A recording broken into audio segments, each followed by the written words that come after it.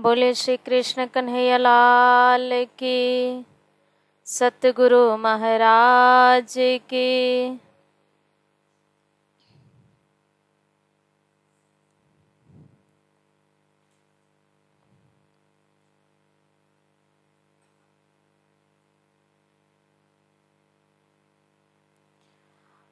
सहनाम ववतु सहनौ भुनक्तु सह वीर्यं करवावहै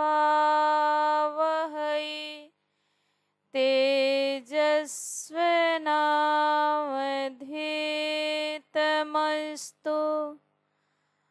मा विद्विषावहै।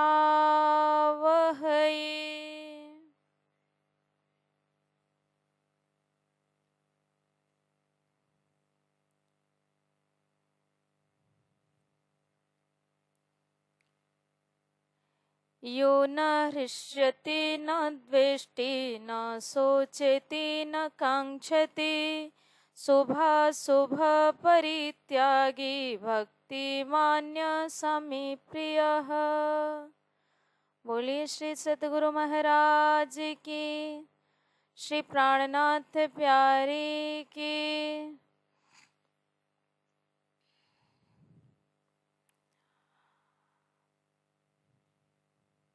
गीता प्रवचन में उपस्थित परम पूजनीय परम वंदनीय आदरणीय श्री गुरु जी के चरण कमल में प्रणाम करते हूँ।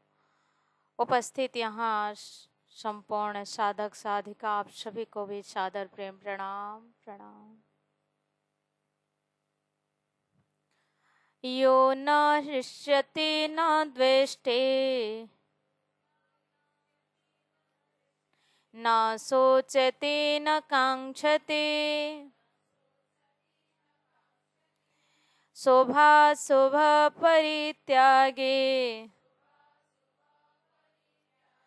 भक्तिमान्य समे प्रियः। समशत्रौ च मित्रे च तथा मानापमानयोः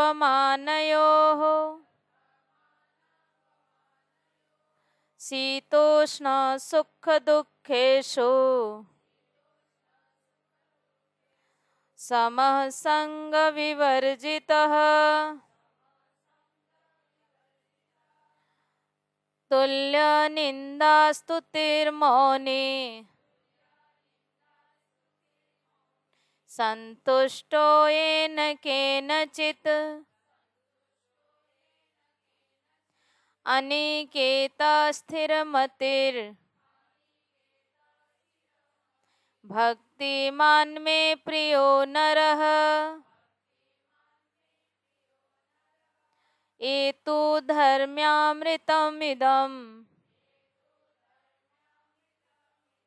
यथोक्तं पर्युपासते श्रद्धानामत्परमा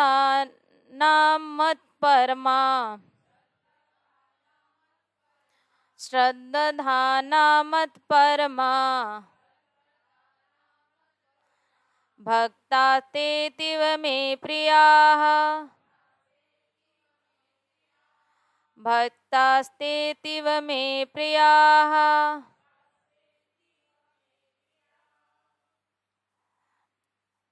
हम लोग कल के प्रसंग में श्रवण कर रहे थे, भगवान ने जो भक्त की महिमा गाई, भक्त के गुणों को बताया कि कैसा गुण वाला है भक्त। तो कहा वो अद्वेष्टा है, मैत्री है, करुणवान है, निर्ममो, ममता रहित है, अहंकार रहित है, सम दुख सुख, सुख और दुख में सम रहने वाला है और साथ साथ में क्षमा करने वाला भी है, नित्य निरंतर संतुष्ट रहने वाला, और वो अपने मन को बुद्धि में को भगवान में समर्पण करने वाला है। भगवान कहते हैं ऐसा जो भक्त है वह मुझे बहुत ही प्रिय है। आगे फिर कहा कि वो हर्ष हो, अमर्ष हो, भय हो, उद्वेग हो, इन सब में भी हो, इन सब से रहित है, वह भक्त कैसा है, मुझे प्रिय है। अनपेक्षा, किसी की अपेक्षा ही नहीं करता है, बहुत पवित्रता रखने वाला है, बाह्य पवित्रता, भीतरी पवित्रता, क्योंकि परमात्मा का हृदय में परमात्मा को वास कराना है तो दोनों ही पवित्रता चाहिए, बाहरी भी चाहिए, भीतरी भी चाहिए। प्राणनाथ जी कहते हैं, साथ जी साफ हुए बिना अखंड में क्यों पहुंचत। साफ हुए बिना, पवित्रता हुए बिना, हृदय में कहीं किसी प्रकार से मलिनता ना हो, वो मलिनता रहित, क्योंकि जब हृदय में किसी प्रकार की मलिनता नहीं होगी तो हृदय में परमात्मा का अथवा श्री रज जी महाराज का वास होगा। आद्य हमारे श्री निजानंदाचार्य सदगुरु महाराज को जब परिब्रह्म परमात्मा ने दर्शन दिया और दर्शन देने के उपरांत उनसे वार्तालाप हुई, बातचीत हुआ, तारतम महामंत्र उन्होंने प्रदान किया, फिर कहा कि देवचंद्र कुछ पूछना है तो पूछ लो। उन्होंने कहा, धनी आप कहाँ जाओगे? तो कहा, तुम्हारे अंदर आकार में आई के बैठे हम। 40 वर्ष के साधना से हृदय इतना निर्मल, इतना पवित्र बना हुआ है कि उन्हें कहना ही नहीं पड़ा कि धनी आप मेरे हृदय में बैठो। स्वयं कहते हैं कि तुम्हारे अंदर आकार में आए के बैठे हम, मैं तुम्हारे ही हृदय धाम में आकर के बैठूंगा। तो दोनों ही सुचिता चाहिए, बाह्य सुचिता भी चाहिए और आंतरिक सुचिता भी चाहिए। बाह्य सुचिता जल आदि से होती है, भीतरी सुचिता भक्ति से होती है, श्री राज जी महाराज को याद करने से होती है। उनके याद में ही जो वियोग है धनी का, उस वियोग का जो तड़पन है, जो विरह है, उससे हृदय निर्मल होता है, पवित्र होता है। तो कहते हैं कि दोनों ही सुचिता चाहिए, बाह्य भी और भीतरी भी, और साथ साथ में उदासीन भाव अर्थात पक्षपात रहित होना चाहिए, निरपेक्ष होना चाहिए, कहीं किसी प्रकार से पक्षपात की भावना न हो। भगवान श्री रामचंद्र जी कितने उदासीन हैं कि जब उनको कहा गया कि कल आपका राज्याभिषेक होगा तो भी एकदम तटस्थ है, न कोई बहुत हर्ष है न कोई उल्लास है। जब कहा गया कि कल आपका 14 वर्ष का वनवास है, फिर भी मन में कोई खिन्नता नहीं आई। दोनों ही परिस्थितियों में इतने सम हैं, तो उदासीन का मतलब कि जिनको परिस्थितियां भी हिला न सके और जिनके भीतर कहीं किसी प्रकार से पक्षपात भी न हो, एकदम निरपेक्ष, संसार के किसी भी गुण दोष जिसमें हावी न हो सके। गत व्यथा, कोई भी उन्हें दुख कष्ट संसार का जितने भी हैं, इन सब दुखों से कष्टों से वो कभी व्यथित नहीं होता है। परिस्थितियां आती हैं चली जाती हैं, शुभ आए तो भी अशुभ आए तो भी एकदम वो निरपेक्ष है। इसमें कहा सर्वारंभ परित्यागी, किसी कर्म को ऐसे आरंभ ही नहीं करता है, और जो करता है परमात्मा को अर्पण करके करता है, परमात्मा का प्रयोजन समझ के करता है, परमात्मा ही हमें प्रवृत्त कर रहे हैं ऐसा समझ करके करता है। कहते भगवान ऐसा मेरा भक्त मुझे बहुत प्रिय है। आगे कहते हैं कि कैसा है वो भक्त, तो यो न हृष्यति न द्वेष्टि न सोचति न कांक्षति।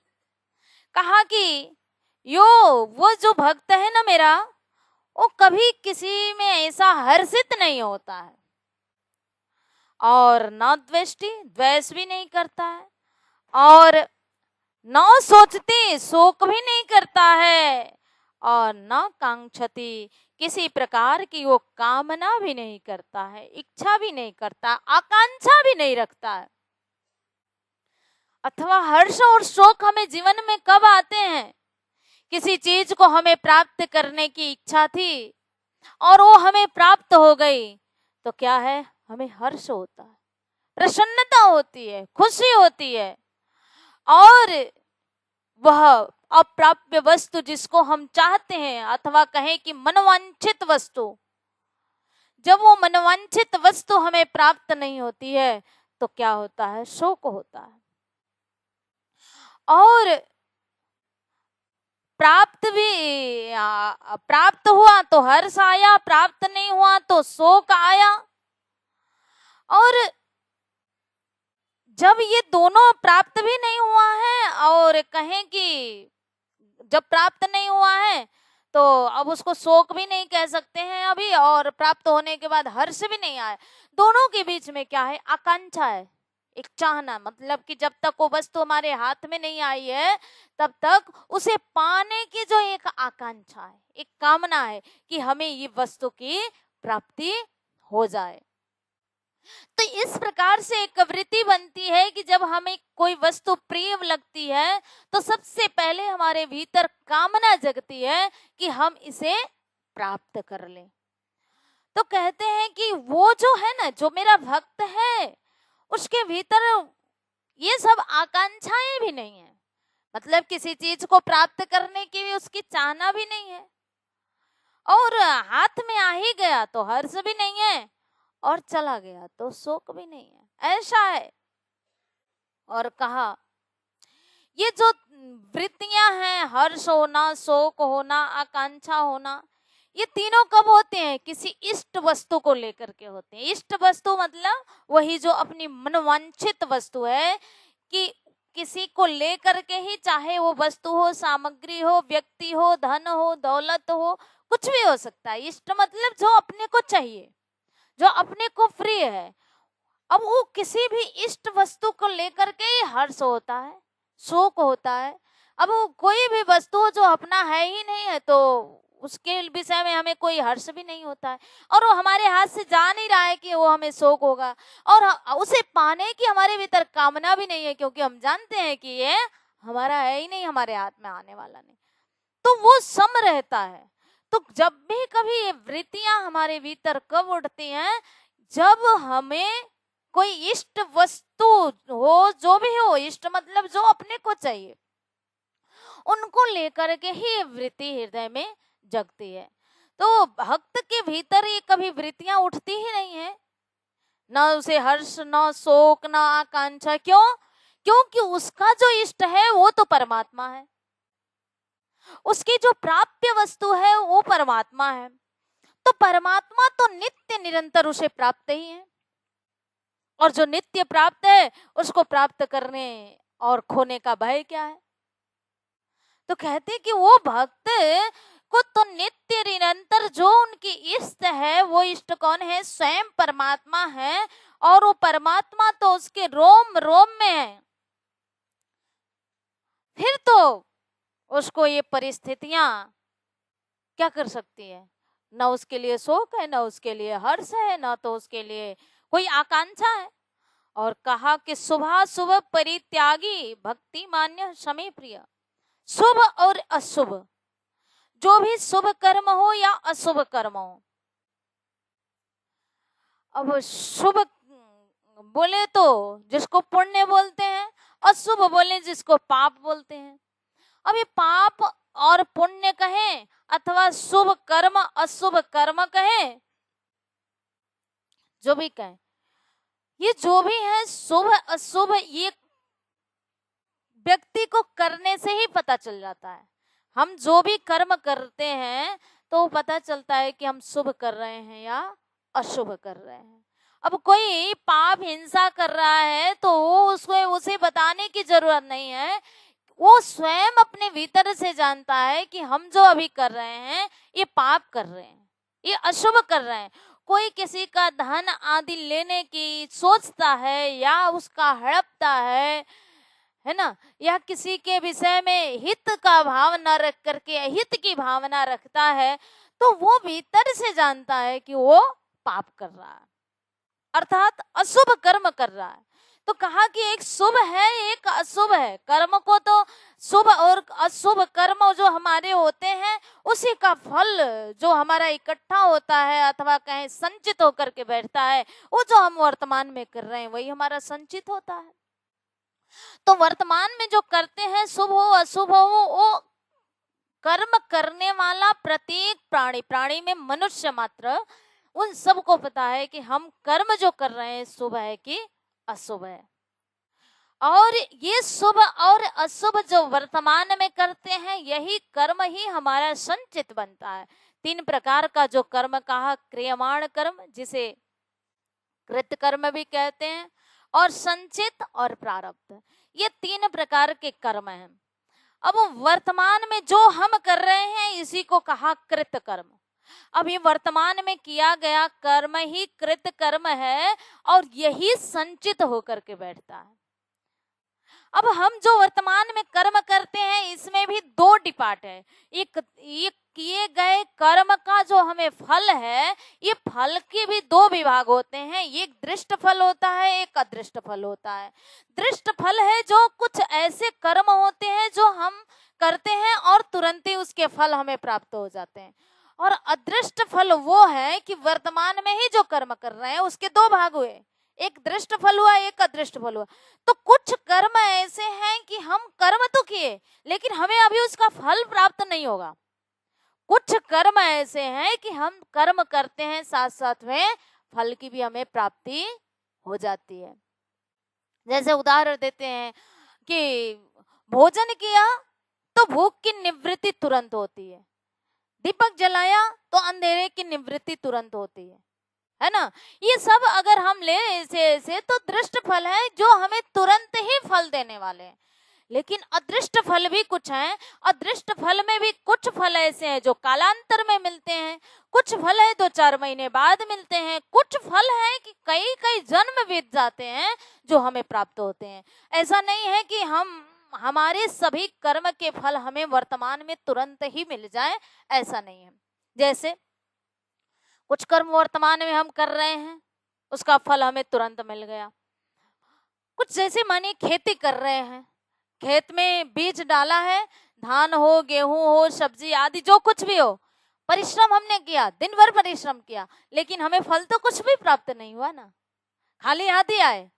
और 1 दिन नहीं 2 दिन नहीं, हम उसमें कब तक हमें परिश्रम करना पड़ेगा। अब वो फसल हमें 2 महीने में, कुछ फसल होते हैं कि 2 महीने में फल देते हैं, कुछ 3 महीने में फल देते हैं। अब गेहूं धान लेंगे तो 3-3.5 महीने में हमें फल देते हैं। ये क्या है, तुरंत हमें फल तो नहीं दे रहे हैं ना। कुछ ऐसे पौधे हैं जैसे आम का वृक्ष हो और अन्य वृक्ष हो, और उससे भी अधिक देखिए कुछ ऐसे वृक्ष होते हैं जो 10 साल बाद भी हमें फल देते हैं। ये क्या है, ये कालांतर में देने वाले फल है। ये हमने कर्म तो किया है, वर्तमान में कर्म किया है, लेकिन हमें तुरंत फल नहीं मिल रहा है। कुछ कर्म ऐसे होते हैं कि हम कर्म तो करते हैं लेकिन हमारे इस जन्म में उसके फल की प्राप्ति नहीं होती है, वो हमारा संचित होकर के बैठता है। अब वो संचित कर्म जो है तो हमें कभी वो अगले जन्म में भोग करने को मिलता है। और ऐसा भी नहीं है कि इस जन्म में हमने जो कर्म किया है हम अगले जन्म में भोग लेंगे। 100 वर्ष के कर्म हमारे रहते हैं, पकने में भी, कर्म भी पकने में टाइम लगता है। कुछ कर्म ऐसे होते हैं उसके फल पकने में बहुत समय लग जाते हैं, कई जन्म निकल जाते हैं, तो वो कर्म फिर हमें फल देता है। लेकिन कर्म, प्रत्येक कर्म फल देता है। तो प्रारब्ध कर्म, संचित कर्म ही हमें वर्तमान में अभी जो कर रहे हैं ये संचित होगा और हमें प्रारब्ध से मिल रहा है। अभी जो हम भोग कर रहे हैं ये हमें मिल रहा है, कैसे, प्रारब्ध से मिल रहा है। अभी हमारे कौन से कर्म का फल है, तो कहा शुभ और अशुभ कर्म का ही फल है। व्यक्ति जो भी कर्म करता है उसे वर्तमान में पता चलता है कि हम शुभ कर रहे हैं अथवा अशुभ कर रहे हैं। जैसे मानिए अब ऊपर हम टैंकी में पानी भरते हैं, टैंकी में पानी भरते समय वो जो भरने की प्रक्रिया है, वो जो पाइप के द्वारा पानी ऊपर बोर से जा रहा है, वो जो जाने की प्रक्रिया है ना, ये क्या है, हमारा कृत कर्म है। गुरुजी हमें ऐसा दृष्टांत देके समझाते थे कि वो जाने की प्रक्रिया जो है कृत कर्म है। टैंकी में जाके पानी जो इकट्ठा हुआ है ये क्या है, संचित कर्म है। ये उदाहरण से बता रहे हैं।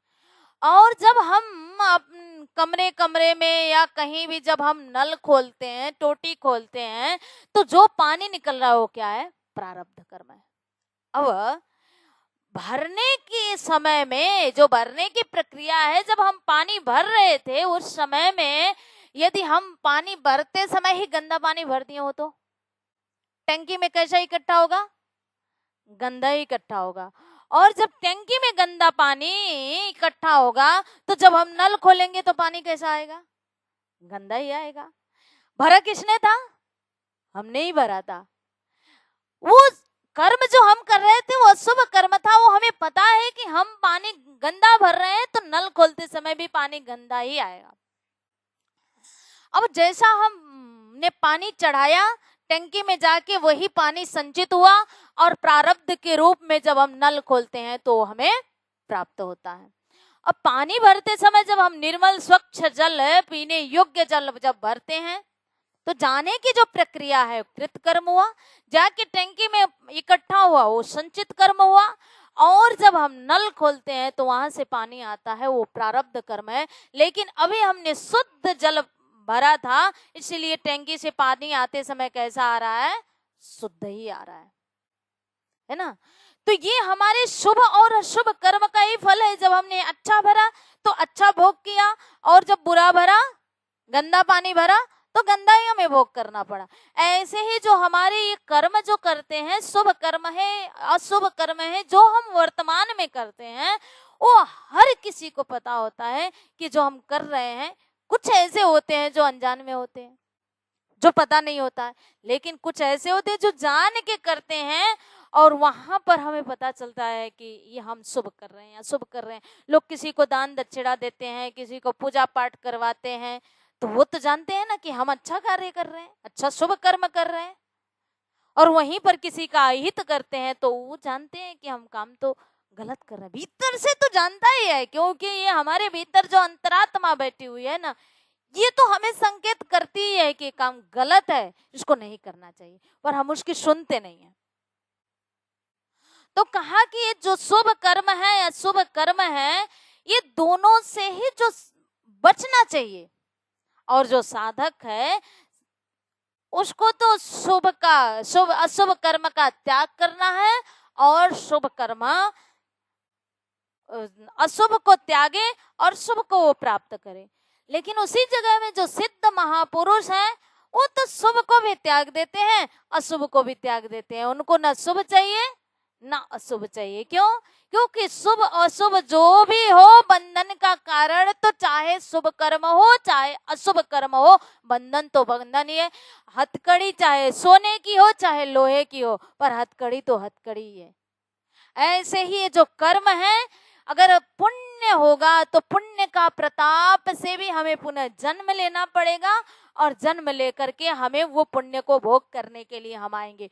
पुण्य भोग करते करते पाप भी होंगे, कर्म तो फिर वही होगा, रोटेशन तो वही है कर्म का। अतिशय पाप किया है तो उसका भोग करने के लिए भी आएंगे। अभी जो पाप और पुण्य है, ये कर्म के आधार पर ही हमारा जन्म और मृत्यु होता है। अतिशय पुण्य हुआ तो देवी देवता का जन्म हो जाता, देवी देवता को हम प्राप्त करते हैं। अतिशय पाप हुआ तो नरक योनि में जाते हैं, तिर्यक योनियों में जाते हैं, या जड़ वृक्षों में जाते हैं, जो भी ये जड़ हैं आदि। और कहा है उपनिषद में, जब दोनों मिश्रित होता है, पाप और पुण्य जब मिश्रित होता है तो मिश्रित से मनुष्य जन्म की प्राप्ति होती है। अब इसमें भी जो सिद्ध महापुरुष वगैरह होते हैं उनका तो मिश्रित कर्म से उनका जन्म नहीं हुआ है, उनका जन्म तो परमात्मा की इच्छा से होता है। वो कर्म से नहीं आते हैं, वो परमात्मा की इच्छा से आते हैं। क्योंकि जो प्राणी यहाँ पे अपना कर्म भोग कर रहा है, पाप भोग कर रहा है, उसको मुक्ति भी तो दिलाना है। तो उसको मुक्ति दिलाने के लिए, उसको ज्ञान प्रदान करने के लिए सिद्ध महापुरुषों का आगमन होता है, उनका कर्म से जन्म नहीं होता है, ऐसा भी कहा। तो ये जो भी शुभ और अशुभ कर्म है, तो सिद्ध महापुरुष जो हैं ये दोनों का ही त्याग कर देते हैं, क्योंकि इनके जीवन में ना शुभ की जरूरत है ना अशुभ की जरूरत है। कहते हैं भगवान कि ऐसा जो भक्त है ना, जो शुभ और अशुभ संपूर्ण कर्मों का त्याग कर रखा है, उसे दोनों ही नहीं चाहिए। प्राणनाथ जी ने कहा गुण अवगुण सबके माफ किए, जो मेरे चरण शरण में आएंगे मैं उनका सब माफ कर दूंगा। तो गुण माफ करना मतलब पुण्य माफ करना, अवगुण माफ करना मतलब पाप माफ करना। तो पाप तो माफ किया, पुण्य क्यों माफ किया? क्योंकि कर्म बंधन से ही छुड़ा दिया प्राणनाथ जी ने, कि जो मेरे चरण में शरण में है, जो आएंगे, जो मेरे साथ जाना चाहते हैं, मैं उनका सब माफ कर दूंगा, फिर उनको इन बंधन में दोबारा आने की जरूरत नहीं है। तो दोनों को माफ किया, शुभ कहें अशुभ कहें दोनों, क्योंकि वो दोनों से ही अलग है। उनके लिए ना शुभ कर्म चाहिए ना अशुभ चाहिए। भगवान कहते हैं ऐसे जो भक्ति युक्त पुरुष है, जो भक्ति रस में बिल्कुल डूबा हुआ जो पुरुष है अथवा जो भक्त है, वह मुझको बहुत ही प्रिय है। आगे कहते हैं किस तरह से ये सम रहता है। परिस्थितियां तो आती ही हैं और हर किसी के जीवन में आती हैं परिस्थितियां, चाहे वो साधारण इंसान हो, चाहे ज्ञानी हो, चाहे महापुरुष हो, परिस्थितियां सबके जीवन में आती हैं। कह रहे समः शत्रौ च मित्रे च तथा मानापमानयो शीतोष्ण सुख दुखेषु समः संग विवर्जिता। ये सब क्या है? परिस्थितियां ही हैं जो जीवन में आती हैं। कभी मान मिलता है, कभी अपमान मिलता है, कभी सामने में कोई शत्रु आ गया, कभी कोई मित्र आ गया। और प्रकृति में देखें तो कभी शीत ऋतु है, तो कभी उष्ण है, तो कभी सुख है, तो कभी दुख है, लेकिन सब में सम रहता है, क्योंकि परिस्थितियां किसी को भी नहीं छोड़ती हैं। 14 लोक की महारानी लक्ष्मी सीता के रूप में आई, उनको भी परिस्थितियों ने ऐसा जकड़ लिया कि अशोक वाटिका में बैठ करके अशोक वृक्ष से अंगारा मांगती हैं कि मुझे अंगारा दे दो, मैं अपना जीवन समाप्त कर लूं। परिस्थितियां बड़ों बड़े को भी ऐसे घेर लेती हैं कि वो एकदम तहस नहस हो जाता है। ऐसा नहीं है कि बस साधारण लोगों में आती हैं और बड़े बड़े लोगों में नहीं आती हैं। जितने ही बड़े हैं उतना ही गंभीर परिस्थितियां आती हैं, लेकिन हमारे भीतर वो झेलने की सामर्थ्य नहीं है, वो ताकत नहीं है, वो हिम्मत नहीं है। महापुरुषों के जीवन में आती हैं, वो उनमें उसको झेलने का ताकत होता है, उनमें वो हिम्मत है, इसलिए आती हैं। पर वो बड़ी सरलता के साथ उसे भी ऐसे ही सहन कर लेता है जैसे कि वो सुख को सहन कर लिया। ऐसा नहीं है कि उसके जीवन में कोई शत्रु ही नहीं होगा। भगवान स्वयं आए, भगवान राम आए, तो क्या रावण गया उनके चरण में? वहां भी शत्रु तो था ना। ऐसा नहीं है कि हर कोई मित्र ही मित्र। भगवान राम ने दुश्मन नहीं माना, लेकिन राम को तो दुश्मन माना ना रावण ने। भगवान श्री कृष्ण ने दुश्मन नहीं माना, और भगवान श्री कृष्ण को कंस ने दुश्मन तो माना ना। जन्म लेते ही एक एक भेजते गए, कैसे संहार होगा, कैसे उसको नष्ट करें, दुश्मनी भाव। तो शत्रु और मित्र तो होते ही होते हैं। अब ऐसा भी नहीं है कि शत्रु सामने में आए तो एकदम प्रेम उमड़ करके आएगा, शत्रु सामने आए तो हृदय में प्रेम उमड़ के आए, ऐसा तो नहीं होगा, वो चाहे कोई भी होगा। और मित्र सामने में आए तो उससे द्वेष की वृत्ति हो ही नहीं सकता है।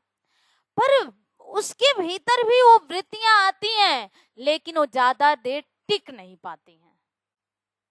ऐसा नहीं है कि वो भक्त के भीतर आएंगी नहीं, महापुरुष के भीतर आएंगी नहीं, आएंगी, लेकिन हमारे भीतर आकर के जैसे एकदम उथल पुथल कर देती हैं। जैसे तालाब में छोटा सा एक कंकड़ मारे तो भी क्या होता है, वो तालाब का जल पूरा हिल जाता है, लेकिन वही कंकड़ अगर सागर में मारे, समुद्र में मारे, तो जाके विलीन हो जाता है, वो कुछ भी असर नहीं करता। ऐसे ही हमारे जीवन में छोटे मोटे ऐसे विकार आए तो भी हम एकदम उथल पथल हो जाते हैं, लेकिन महापुरुषों के जीवन में आता है तो आता तो उनको भी असर करता है, लेकिन हमारे जैसा नहीं, वो भीतर में आएगा और आकर के फिर वो कुछ क्षण में ही चला जाता है, समाप्त हो जाता है। तो कहा कि वृत्ति में वो प्रभाव ज्यादा देर टिकता नहीं है उनके। वृत्ति में वो भाव आएगा, शत्रु है तो शत्रु भाव आएगा, मित्र है तो मित्र भाव आएगा, लेकिन ज्यादा देर तक वृत्ति में वो भाव टिक नहीं पाता। नलिया में जब महामती श्री प्राणनाथ जी ने बिहारी जी के व्यवहार को देखा, देखते देखते देखते देखते तो प्राणनाथ जी के भीतर ये भाव आया कि अगर सदगुरु महाराज बिहारी जी के अंदर विराजमान है तो मेरा मन मानता क्यों नहीं। बात तो सत्य ही है, लेकिन भाव तो आया, लेकिन वो भाव आने में प्राणनाथ जी के भीतर से एक क्षण में वो समाप्त हो गया, और वही रूपाबाई के भीतर आया जो बिहारी जी की सेवा से ही निकल गई, है ना। तो महापुरुषों के जीवन में वो वृत्तियां आती नहीं है, ऐसा नहीं, वो आती हैं लेकिन वो आकर के बस ऐसे ही निकल जाती हैं। लेकिन हम सबके भीतर वो वृत्तियां आती हैं, साधारण लोगों के भीतर वो वृत्तियां आती हैं जो हमें हिला करके रख देती हैं, हमारे जीवन ही परिवर्तन कर देती हैं, हमें एकदम खिन्न भिन्न कर देती हैं। तो वो जो है इन परिस्थितियों में भी एकदम अटल रहता है, एकदम स्थित रहता है, मतलब ऐसा बाहर से किसी को पता ही नहीं चल सकता है, चलेगा कि इस समय में उनके भीतर भी कोई हलचल चल रही है। वो वृत्तियां आएंगी और कुछ क्षण हलचल करेंगी और फिर वो निकल जाएंगी, फिर वो ज्यों का त्यों है। इतने अपने आप को काबू में रखा है, इतने अपने आप को कंट्रोल में रखा है, इतना संयम ये मन है, अपनी गुण अंग इंद्रियों को इतना साध रखा है कि ये बाहर प्रकट ही नहीं हो सकती है, बस भीतर ही भीतर आई और समाप्त हो जाती हैं। तो अब सामने में समह शत्रु मित्र छे। अब मान लीजिए कोई एकदम सिद्ध महापुरुष है, उनके सामने में मिठाई रख दिया तो थोड़ी ना उनके भीतर मिर्ची की वृत्ति जगेगी। मिठाई है तो मिठाई ही भाव आएगा ना, मिर्ची का भाव नहीं आएगा। मिर्ची सामने में आया है तो मिर्ची का ही भाव आएगा। ऐसा नहीं है कि अब महापुरुष है, मिर्च तो खाते नहीं है, उनके सामने में मिर्च रख दिया तो उनको ऐसा भाव नहीं आएगा कि ये मिर्च है, ये तीखा होगा, खाने के बाद हमारे सामने तो जो भी आए वो खाओ। ऐसा तो नहीं होते, विवेक पूर्वक करते हैं ना वो। तो उनके भीतर भी वो मिर्च है तो मिर्च की ही वृत्ति जगेगी, मिठाई है तो मिठाई की ही वृत्ति जगेगी। और ये तो पूर्व संस्कार भी होता है ना, हमने पूर्व में मिर्ची खाया है, मिर्ची खाने से हमें तीखा लगा है, 1 घंटे सिर पकड़ करके नाचा है, फिर कुछ गुड़ उड़ खा करके मुख को मीठा किया है, वो हमारे भीतर संस्कार बैठ गया है। अब वो संस्कार ऐसा बैठा है कि हम जितने भी सिद्ध बन जाएंगे ना, वो हमें पता है कि मिर्ची खाने के बाद तीखा लगता है, क्योंकि वो हमारे संस्कार में बैठा हुआ। तो हम पूर्व में जो खाए हैं, पिए हैं, जो व्यवहार किया है, जो चले हैं, जो फिरे हैं, वो सब कुछ ऐसा नहीं है कि अब सिद्ध महापुरुष हुआ तो अब उसको चाहे फीका चाय दे दो, चाहे एकदम बिना चीनी का दे दो, चाहे वो दे दो, उसको पता ही नहीं चलेगा। ऐसा नहीं है, पता तो चलेगा, क्योंकि संस्कार है ना भीतर। उसने चीनी में, चाय में चीनी ही डाल के पिया है, नमक डाल के नहीं पिया है। खीर में चीनी ही डाल के खाया है, नमक डाल के नहीं खाया है। तो ऐसा तो नहीं है कि अगर उसकी खीर में नमक डाल देंगे तो उसके भीतर संस्कार ही नहीं जगेगा, उसको पता ही नहीं चलेगा कि ये क्या है। हाँ, एकदम वो अब 5वीं 6ठी अवस्था में पहुंचा है तो फिर उसकी बात अलग है। नहीं तो संस्कार तो हर किसी के भीतर है। हम जो खा के आए हैं, हमारा जीवन ने जो स्वाद चखा है, हमारी गुणांग इंद्रियों ने जो अनुभव किया है, आंख ने जो रूप देखा है, श्रवण ने जो शब्द सुना है, तो वो संस्कार हमारे भीतर बैठते हैं और बैठते जाते हैं, बैठते जाते हैं। जब कुछ ऐसे सामने में परिस्थितियां आती हैं तो संस्कार क्या होते हैं, पुनः जग जाते हैं। वो दब करके बैठा है।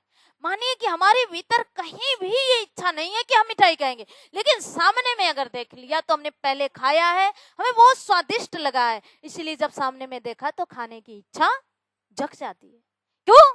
क्योंकि हमने पहले खाया है उसको, हमारे भीतर संस्कार है उसका कि हमने पहले इसको खाया है और ये हमारे ये स्वास्थ्य के लिए भी ठीक होता है या हमें बहुत पसंद है। क्यों? क्योंकि ये हमारे संस्कार बैठे हुए हमारे भीतर।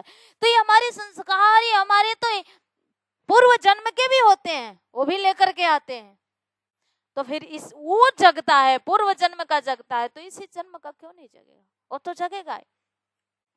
तो कहते हैं कि जो भी ये संस्कार जगते हैं वर्तमान में, हमारा पूर्व में ऐसा हुआ है, इसलिए वो हमें जगते हैं। इसीलिए चाहे कभी सामने में जिस व्यक्ति से पहले दुख पाया है तो सामने में आएगा तो उसके भीतर शत्रु भाव जगेगा, इसने हमें पहले कष्ट दिया है।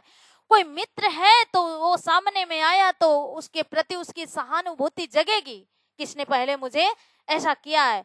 लेकिन फिर भी वो दोनों के बीच में वो सम हो जाएगा, ज्यादा समय ना उस किसी के प्रति द्वेष भावना रख पाएगा, शत्रु भावना रख पाएगा, ना तो मित्र भावना ही रख पाएगा। दोनों के लिए उसकी दृष्टि में क्या है? बराबर है। प्राणनाथ जी धरती में आए तो क्या हिंदू क्या मुसलमान, दोनों के लिए उन्होंने ज्ञान रख दिया।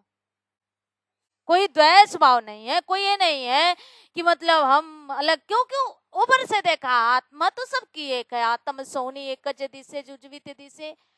हाँ, युद्ध किया औरंगजेब बादशाह से, लेकिन द्वेष भाव से नहीं, उसके वृत्ति बदले। वो जो अन्याय कर रहा है, जो पाप कर रहा है, जो लोगों को दुख दे रहा है, जो कष्ट दे रहा है, वो उससे हटे, है ना? ऐसा नहीं कि द्वेष भाव से किया। तो हर समय हर परिस्थिति में, चाहे समाज शत्रु च मित्रे च तथा मानापमान, कोई मान दिया तो भी, अपमान दिया तो भी, चलो ठीक है, वो भी सहन कर लेता है। क्योंकि जो ज्ञानी महापुरुष होते हैं ना, जो सिद्ध महापुरुष होते हैं ना, उनके कर्म कैसे क्षय होते हैं। अब कोई मान देता है, कोई अपमान देता है, कैसे क्षय होते हैं? जो सिद्ध महापुरुष हैं, जिनको कहा कि ज्ञाना अग्नि दग्ध कर्माणि, उनकी ज्ञान, उनके कर्म जो है ना, वो क्षय हो जाते हैं। वो क्षय होते हैं, लेकिन उस कर्म को दूसरा कोई लेता है। कैसे? कोई एकदम सिद्ध महापुरुष है, ज्ञानी है, उनको कुछ भी किसी के प्रति ना पक्षपात है, ना राग है, ना द्वेष है, कोई भी नहीं है। अब उनके कुछ ऐसे भक्त हैं जो उनकी एकदम सेवा कर रहे हैं, बड़े प्रेम भाव से सेवा कर रहे हैं, वो उनके पुण्य को लेके जाते हैं। और कोई ऐसे हैं कि द्वेष भाव से उनकी निंदा कर रहे हैं, वो उनके पाप को लेके जाते हैं। उनका अपने पास कुछ नहीं बचता है, लेकिन उनका जो कर्म है ना, ये उनके द्वारा भी कुछ ना कुछ तो ऐसे कर्म हो ही जाते हैं ना, कुछ पाप जाने में हो सही, अनजाने में हो सही, हो ही जाते हैं। तो वो जो उनकी निंदा करने वाले लोग होते हैं, वो उनके पाप को लेके जाते हैं, और जो उनकी प्रशंसा करने वाले होते हैं, जो उनकी सेवा करने वाले होते हैं, वो उनके पुण्य को लेकर के जाते हैं। इस तरह से वो सिद्ध महापुरुष खाली है, ना उसके पास पाप बचा, ना उसके पास पुण्य बचा, दोनों से वो अलग हो गया। तो इसलिए कहा ना, निंदक नेरे राखी आंगन कुटी छवाए। क्यों? निंदक को बड़े सम्मान के साथ रखो। क्यों? क्योंकि जो निंदा करेगा वो क्या करेगा? वो तो बिन साबुन, वो साबुन के बिना, पानी के बिना ही वो धो देता है। कैसे? निंदा करते करते करते करते वो बेचारा वो अपना सब कुछ छोड़ करके किसी और के गायन करने में लगा हुआ है। उसको अगर पता चला, वो तो अपना सुधार कर सकता है, लेकिन जो कर रहा है वो तो पाप कर रहा है ना। तो कहा कि उसको एकदम सम्मान के साथ रखिए, क्योंकि वो जो कर रहा है ना, उससे हम पवित्र हो सकते हैं, उससे हम निर्मल हो सकते हैं। क्योंकि हमारे द्वारा अगर जो कर्म हो रहे हैं, उसमें जो अगर बुरे कर्म होंगे और हम उस पर ध्यान देंगे, तो फिर क्या होगा? हम उस चीज को सुधार लेंगे। इसीलिए उसको सम्मान दिया। तो मानापमानयो, उनके लिए मान क्या है, अपमान क्या है, वो उसमें भी सोचते हैं कि चलो सम रहते हैं, कोई बात नहीं, बराबर। शीतोष्ण सुख दुखेशु, ये क्या है? ये द्वंदात्मक वृत्ति, द्वंदात्मक ये शरीर पे आने वाले परिस्थितियां हैं। शीतोष्ण, शीत और उष्ण। शीत मतलब सर्दी का समय, उष्ण मतलब गर्मी, और सुख और दुख। ये क्या है? सुख और दुख मानसिक धरातल पे होते हैं, और शीत और उष्ण इस शारीरिक धरातल पे। मतलब शरीर से, शरीर में होने वाला, शरीर पे पता चलता है क्या? शीत और उष्ण, गर्मी है ज्यादा कि ठंडी है, ये हमें शरीर से पता चलता है। और सुख और दुख ज्यादा करके मन से पता चलता है, ये मानसिक धरातल है। कभी हम शारीरिक दुख भी होता है तो भी हमें मन से ही पता चलता है। कभी कभी बोलते हैं ना, अरे हम तो इतने तल्लीन हो गए कि हमें पता ही नहीं चला कि हमारे शरीर में ये पीड़ा है। क्यों? क्योंकि दुख और कष्ट मन से ही ज्यादा होता है। मन जितना वहां जाता है उतना ही वो उससे होता है। तो ये दो मानसिक धरातल के हैं, सुख और दुख, और शीत और उष्ण ये शरीर के हैं। ये द्वंद्वात्मक परिस्थितियां हैं, ये आती हैं। और इन परिस्थितियों में जो स्वतंत्र है, मतलब एकदम उसको ये असर नहीं करती हैं। सर्दी आया तो भी हमारे आचार्य जी जब छांदोग्य पढ़ाते थे तो ऐसे कुछ आता था तो बोला करते थे, बहुत गर्मी है करके मत बोलना, बहुत ठंडी है करके मत बोलना, ये प्रकृति का अपमान होता है। ऐसे बोलते थे कि प्रकृति का अपमान होता है, ऐसा मत बोलना, ये तो प्रकृति में होना ही है। ठंडी होगी, गर्मी होगी, गर्मी में गर्मी ना हो तो फिर क्या होगा? ठंडी में ठंडी ना हो तो फिर क्या होगा? ये प्रकृति का है और प्रकृति के हिसाब से ये चलता है। इसलिए अरे तुम्हारे बोलने से तो ठंडी खत्म नहीं होगी, और ना तुम्हारे बोलने से गर्मी खत्म होगी। आई माई आई आई आई माई जितना भी सिर पीटो और गर्मी चली जाए ऐसा तो होगा नहीं। गर्मी तो लगेगी, ठंडी तो लगेगी। हाँ ठंडी लगती है तो 2-4 मजे से पहन के आओ, लेकिन बहुत गर्मी पड़ रही है बोलोगे तो भी प्रकृति का अपमान होता है, और बहुत ठंडी पड़ रही है बोलोगे तो भी प्रकृति का अपमान होता है। इसलिए ऐसा मत बोलो कि बहुत गर्मी हो रही, बहुत ठंडी हो रही। कोई भी कभी क्लास में ऐसा बोल दे तो वो इतना तो सुनाते ही थे। तो कहते हैं कि शीत और उष्ण, सर्दी और गर्मी दोनों में एकदम सम रहता है। मतलब इसी को क्या है, इतना साधना करके करके दोनों परिस्थितियों को उसने समान कर लिया। सुख दुखेशु, और सुख और दुख दोनों में एकदम वो स्वतंत्र है। स्वतंत्र मतलब कि परिस्थितियां उसके ऊपर हावी नहीं हो पाती हैं। स्वतंत्र मतलब यही है कि वो इनका गुलाम नहीं है, सर्दी का गुलाम नहीं है, गर्मी का गुलाम नहीं है, सुख का गुलाम नहीं है, दुख का गुलाम नहीं है। वो एकदम इसमें स्वतंत्र है और इसमें मस्त रहता है। संग वर्जित, आगे का समा मतलब सम रहता है, समान रहता है। दोनों में एकदम द्वंद्वात्मक परिस्थितियां आती हैं, दोनों में ही वो समान रहता है। बहुत गर्मी पड़ रही है भी नहीं बोलेगा, बहुत ठंडी पड़ रही है भी नहीं बोलेगा, समान रहेगा। क्योंकि ये तो परमात्मा के द्वारा बनाई हुई सृष्टि है, और परमात्मा ने निर्धारित कर दिया है कि कुछ समय सर्दी पड़नी है, कुछ समय गर्मी पड़नी है, कुछ समय बारिश होनी है, और इसको तो कोई भी नहीं मिटा सकता है। अब कोई सोचे कि बहुत बारिश हो रही है तो हम इसको रोक दें, ये संभव ही नहीं है, हो ही नहीं सकता। बहुत ठंडी हो रही है हम इसको रोक दें, संभव ही नहीं है। बहुत गर्मी हो रही, हाँ हम अपनी व्यवस्था कर सकते हैं। बहुत ठंडी हो रही है तो हम गर्म अपना वातावरण जहां हम रहते हैं वहां बना सकते हैं। बहुत ठंडी, बहुत गर्मी पड़ रही है तो ठंडा वातावरण बना सकते हैं। बहुत गर्मी पड़ रही है तो ठंडा, और बहुत गर्मी पड़ रही है तो ठंडा, बहुत ठंडी पड़ रही है तो गर्म, है ना। बहुत ठंडी पड़ रही है तो अपना गर्म वातावरण बनाएंगे, गर्म वस्त्र पहनेंगे, गर्म जल यूज करेंगे। इससे क्या है, ये हम कर सकते हैं। लेकिन अगर हम सोचे प्रकृति को ही बदल दें, ये नहीं हो सकता। क्योंकि परमात्मा ने जब से सृष्टि बनाई है तब से सूर्य को ड्यूटी दिया है उजाला करना, सुबह निकलना, 6 बजे निकलना, 7 बजे निकलना तो उनको निकलना, वो नियम है। चंद्रमा रात्रि को ही आना है तो वो दिन में नहीं आएंगे, सूर्य दिन रात्रि में नहीं आएंगे, ऐसा नियम बना दिया है। 24 घंटे का ही दिन रात बनाया, तो जब से सृष्टि बनी 25 घंटे का नहीं हुआ, जितना बना उतना ही बना। सर्दी गर्मी शीत उष्ण जो भी बनाया वो शुरू से जैसा बनाया है आज भी वैसा ही चल रहा है। तो कहते हैं कि अब इसमें जो रहने वाला जो मेरा भक्त है जो ज्ञानी है इन द्वंद्वात्मक परिस्थितियों में भी वो क्या रहता है, सम रहता है, संग विवर्जित। और कैसा है संग विवर्जित मतलब आसक्ति से रहित है, आसक्ति नहीं है किसी को। पहले भी भगवान ने 11 के 55 में बोला था, वो क्या है इसके लिए एकदम भूमिका है 12 का।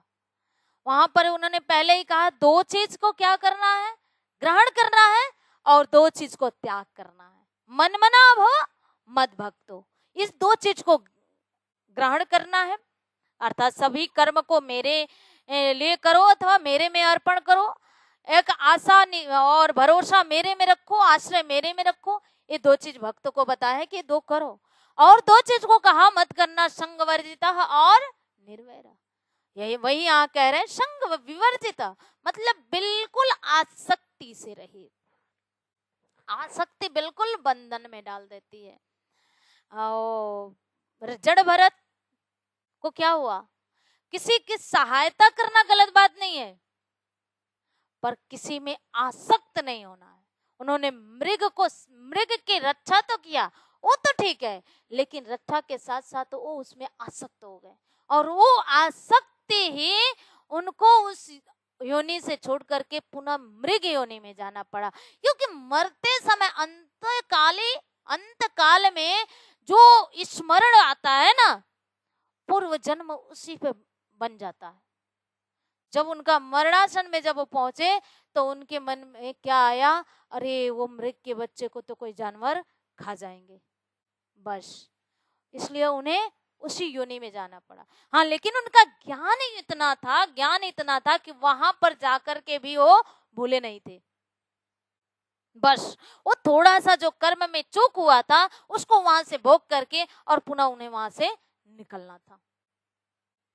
तो ये संग विवर्जित है, इसीलिए कहा संग का बिल्कुल त्याग करवाया है। तो संग त्याग करवाने का मतलब ये नहीं है कि मतलब किसी से बोलो नहीं, किसी से वो मतलब नहीं रखो, कोई बीमार हुआ देखो नहीं, हमारी आसक्ति ऐसा नहीं, सब करो लेकिन आसक्ति नहीं होना चाहिए, आसक्ति रहित। आसक्ति ही बंधन का कारण है, तो आसक्ति रहित तो करके करें। प्रणनाथ जी ने कहा कि किसी की परवाह मत करो, महामती कहे पीछा ना देखिए, ना किसी की परवाह, एक धाम हृदय में लेके उड़ाए दीजिए अरवा। जब जाने की बात हो, अपना पकड़ने की बात हो, पीछे मत देखिए, मतलब किसी में आसक्ति मत हो जाओ, है ना। तो वहां ये नहीं कहा है कि किसी की सेवा मत करो, कुछ मत करो, ये तो नहीं कहा, आसक्त मत हो। जब अपने भक्ति की बात आ जाए, जब अपने इष्ट में समर्पण की बात आए, तो क्या है, एक ही लक्ष्य होना चाहिए, लेकिन पीछे परवाह नहीं देख किसी को नहीं करना है। मतलब कि अगर उसमें भूलेंगे तो फिर हम भूले ही रह जाएंगे, जब किसी के साथ संग हो जाएगा तो फिर हमारा आगे का लक्ष्य छूट जाएगा। इसलिए संग विवर्जित, संग नहीं होना चाहिए, आसक्ति नहीं होनी चाहिए। तो कर तेरी होत अबेरी, भक्ति करने के लिए, लगने के लिए बिल्कुल आगे एकदम लग जाना है। तो कहा संग विवर्जित,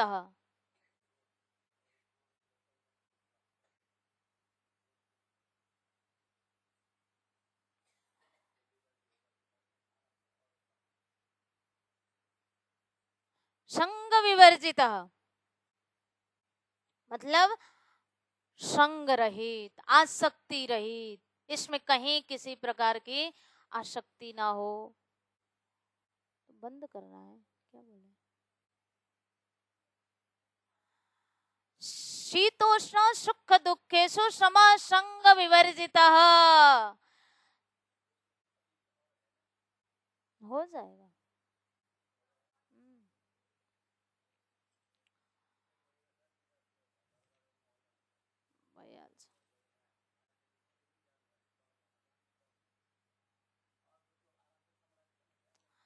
शीतोष्ण सुख दुखेषु सम संग विवर्जित, आसक्ति से रहित होना चाहिए।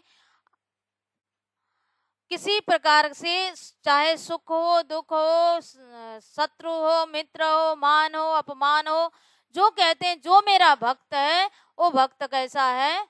इन सब से अलग है, इन द्वंदात्मक परिस्थितियों से अलग है। इन द्वंदात्मक परिस्थितियों में भी वो सम रहने वाला है।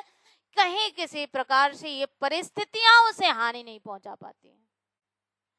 परिस्थितियां उसे, उसके मार्ग में किसी प्रकार से विघ्न नहीं बनती हैं। वो इन परिस्थितियों से बिल्कुल निरपेक्ष, बिल्कुल अलग रह करके क्या करता है? केवल परमात्मा की भक्ति करता है। कहे कि उनकी भक्ति में उसने जो एक वर्ण किया है, उस वर्ण में कहीं भी किसी प्रकार से कोई भी अड़चन आता ही नहीं है। इनसे अलग होकर के वो जो मेरा भक्त है, कहते हैं वो मुझे बहुत प्रिय है। ये 18 से ही लगा हुआ 19 श्लोक है। फिर 20वां है भगवान अब इसमें आगे मोक्ष का साधन होने से, इस साधन में इसको भगवान ने अमृत कह दिया। इसमें अमृत शब्द से भगवान ने प्रयोग किया है 20वां, और श्रद्धा से भगवान ने शुरू किया था, श्रद्धा में समापन करते हैं। तो अभी 2 श्लोक बाकी है जो हम कल श्रवण करेंगे, अभी के लिए यहीं रखते हैं। बोलिए श्री कृष्ण कन्हैया लाल की, सतगुरु महाराज की प्रणाम।